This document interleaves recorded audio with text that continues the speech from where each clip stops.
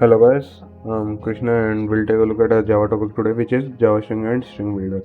So what is the basic difference between string and string builder? So the basic difference is string is immutable and string builder we can change the string once we define. That's string builder and string. That's the basic difference. So we'll take a look at it and it's very easy topic. So how to create a string builder, I'll show you.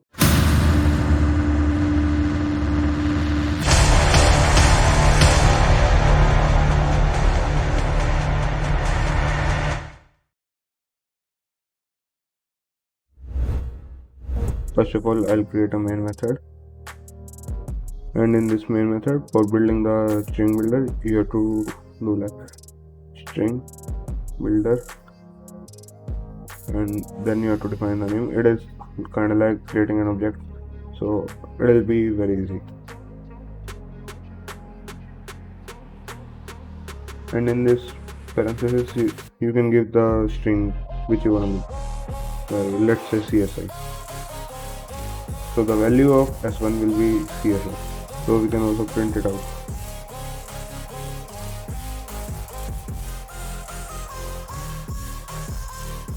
You see over here, it is printing out CSI.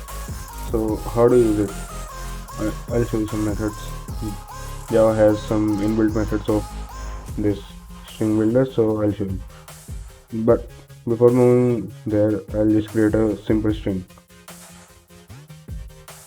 So it is also very easy to create simple string. It is string s2. Let's say it is equal to Vit-Ap. Yeah. So what I'll do, there is a inbuilt method in Java of the string builder which is .append. What .append does, it just concatenates the strings. I'll show you.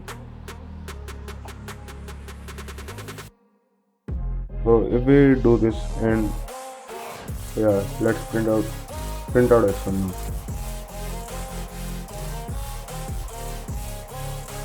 If we print it out, it is printing out CSI Vit-Ap. So it is concatenating Vit-Ap after CSI. So it is like that. So there is also a function called substring. Okay, so for substring I'll do s1 dot substring, and here we have to enter the index of the substring where we wanna start. Like let's say I want my substring to start from index 4, so I'll write 4 over here. Okay, so I'll just comment it out.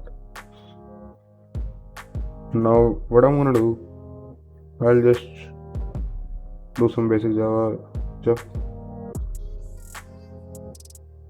So I'm creating an integer which is called index, which store the index of s2.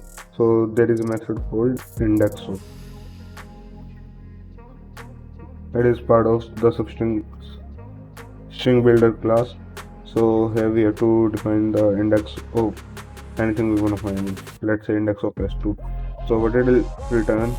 It will return the index of the position from where the s2 starts. So what I'll do is I'll just print out this index.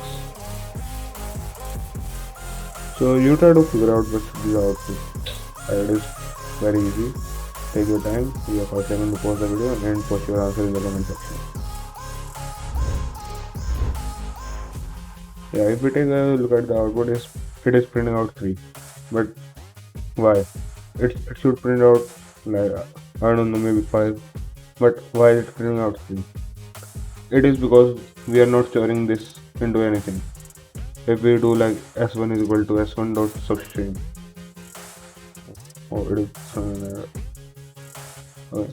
So it should be anything. Let's say string s3, and if we do like this, then it will return like 4 or 5. We are not storing s1 dot substring to any variable, that's why it is printing out 3. I hope it is clear to you guys. If you still have any doubt, you can just ask us in the comment section, and See you then. Bye bye. See you guys in our next video. Thank you.